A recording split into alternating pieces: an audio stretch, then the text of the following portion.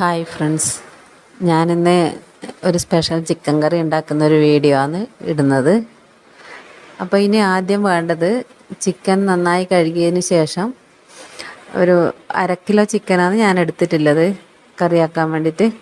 അപ്പോൾ അതിൽ നന്നായി കഴുകിയിട്ട് ഒരു 1/4 ടീസ്പൂൺ മഞ്ഞൾപ്പൊടി, 1 ടീസ്പൂൺ ചുവന്ന മുളക് പൊടി, 1 ടീസ്പൂൺ കുരുമുളക് പൊടി, 3 ടീസ്പൂൺ മല്ലിപ്പൊടി, ഒരു 1.5 ടീസ്പൂൺ ചിക്കൻ മസാല ഇത്രയും ഇട്ടിട്ട് ഞാൻ നല്ല രീതിയിൽ ചിക്കൻ കുഴച്ച് വെച്ചിട്ടുണ്ട്.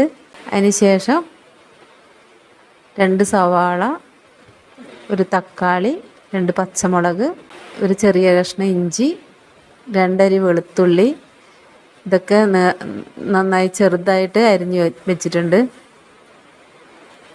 അതിന് ശേഷം ഞാനൊരു സ്റ്റീൽ പാത്രമാണ് എടുത്തിട്ടുള്ളത്. ആദ്യം എണ്ണ ഒഴിച്ചിട്ട് കടുക് ആവശ്യമുള്ളവർ കടുകിടാം, വേണ്ടാത്തവർ കടുകിടണ്ട. ഞാനിപ്പോൾ കടുകിട്ടിട്ട് കടുക് പൊട്ടിയതിന് ശേഷം ഉള്ളി, സവാള മുറിച്ചത്, പച്ചമുളക്, ഇഞ്ചി കൂടി നന്നായി വഴറ്റി വന്നതിന് ശേഷം അതിലേക്ക് തേങ്ങ, 1/2 കപ്പ് തേങ്ങ ചിരകിയത് ഇട്ട് കൊടുത്തിട്ട് തേങ്ങ നല്ല ചുവന്ന കളറാകുന്ന സമയത്ത് അതിൽ തക്കാളി മുറിച്ചതും കൂടി ഇട്ടിട്ട് വഴറ്റിയെടുക്കണം. വഴറ്റിയെടുത്തതിന് ശേഷം നല്ലോണം വഴന്ന് വന്നതിന് ശേഷം അതിൽ ചിക്കൻ, നേരത്തെ തയ്യാറാക്കി വെച്ച ചിക്കൻ അതിലേക്ക് ഇട്ട് കൊടുക്കുക. എന്നിട്ട് നന്നായിട്ട് 2-3 തവണ ഇളക്കിയതിന് ശേഷം അടച്ച് വെച്ച് ഒരു 20 മിനിറ്റ് വേവാൻ വെക്കണം. സാധാരണ ചരുവത്തിലായതുകൊണ്ട് 20 മിനിറ്റ് എന്തായാലും വേവണം. പിന്നെ കുക്കറിലാണെങ്കിൽ ചെറിയ ഫ്ലെയിമിൽ ഒരു 2 വിസിൽ അടിക്കുമ്പോൾ തന്നെ ആവും.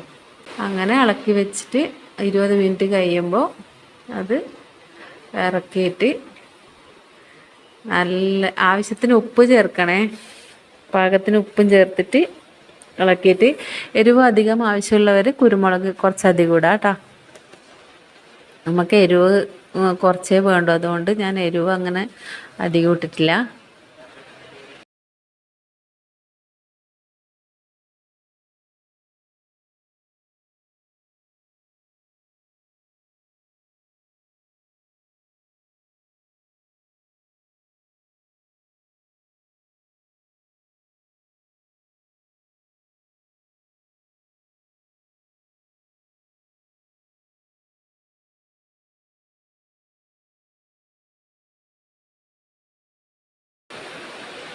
നല്ല ചിക്കൻ കറി തയ്യാറായിട്ടുണ്ട് കേട്ടോ.